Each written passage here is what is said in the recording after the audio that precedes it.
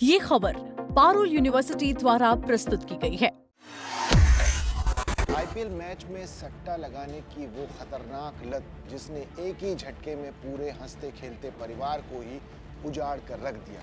जीतने की चाहत में छोटा बेटा और उसका दोस्त एक दो नहीं बल्कि पूरे 42 लाख रुपए आईपीएल के सट्टे में हार चुके थे। सट्टे का कर्ज चुकाने और फाइनल मैच पर बड़ा दांव लगाने के लिए घर में रखे 1.5 करोड़ के गहने लूटने का खौफनाक प्लान बनाया।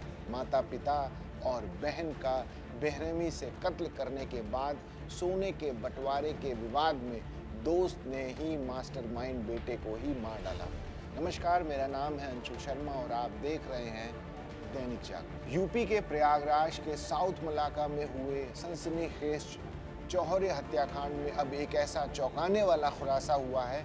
शुरुआत में जो मामला सिर्फ पारिवारिक रंजिश और बड़े भाई को फंसाने की साजिश लग रहा था, उसकी असली वजह आईपीएल का सट्टा निकली। सट्टे की लत और कर्ज के दलदल ने एक बेटे को अपने ही खून का प्यासा बना दिया। प्रयागराज पुलिस की तफ्तीश में ये साफ हो गया है कि इस रोंगटे खड़े कर देने वाली वारदात के पीछे इंडियन प्रीमियर लीग यानी आईपीएल मैच में सट्टा लगाने की गंदी लत थी।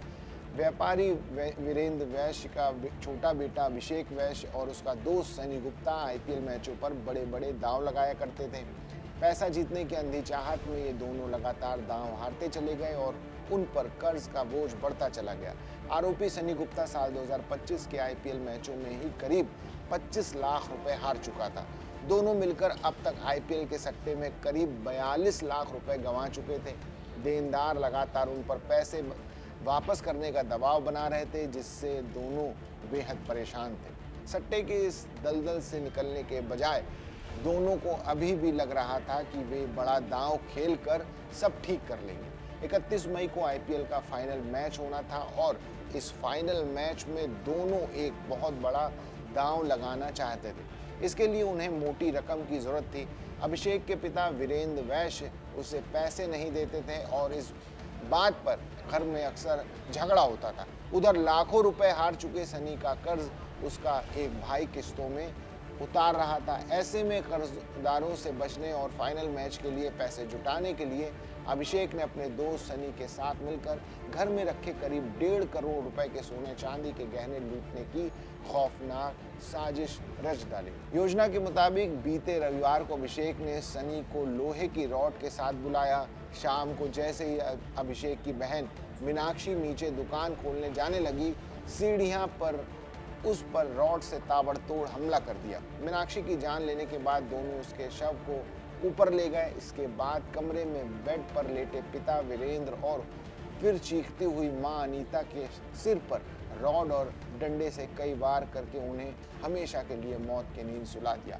इन तीनों की हत्या करने के बाद अभिषेक ने सबूत मिटाने के लिए अपने कपड़े, लैपटॉप और मोबाइल पानी की टंकी में डाल दिए। हत्याकांड को अंजाम देने के बाद अभिषेक ने अपने बड़े भाई अश्विनी को फंसाने के लिए चाल चली। उसने घर में पड़े गत्ते पर पेन से लिखा बंटी बबली ने मारा है और दीवार पर चौक से बेटा बहू लिख दिया। दरअसल बड़ा भाई अश्विनी धोखाधड़ी के आरोप में जेल में बंद है और लोग उसे और उसकी पत्नी रितु को बंटी बबली कहते थे। उन पर साल 2023 में ठगी का केस दर्ज हुआ। अप्रैल 2025 में रितु को जमानत मिल गई थी, लेकिन जमानतदार न मिलने के कारण अश्विनी 1 साल से जेल में ही था। पिता ने उसे 6 साल पहले बेदखल भी कर दिया था।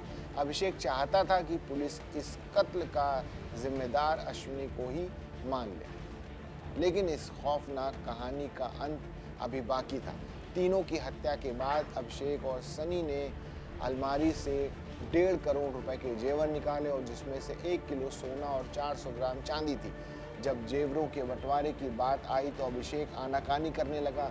दोनों के बीच विवाद इतना बढ़ गया कि सनी ने सोचा जो अपने सगे माता पिता का नहीं हुआ वो उसका क्या होगा। सनी ने उसी रॉड से अभिषेक के सिर पर वार कर दिया और हाथ बांधकर कांच के टुकड़े से दुकान के अंदर ही उसे मार डाला।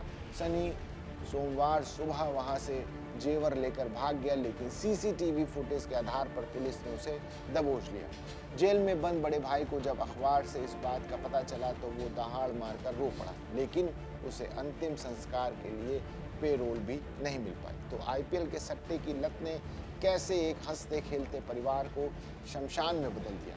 एक बेटा जो सट्टे के लालच में अपने ही परिवार का कसाई बन गया और आखिर में खुद अपने दोस्त के हाथों मारा गया।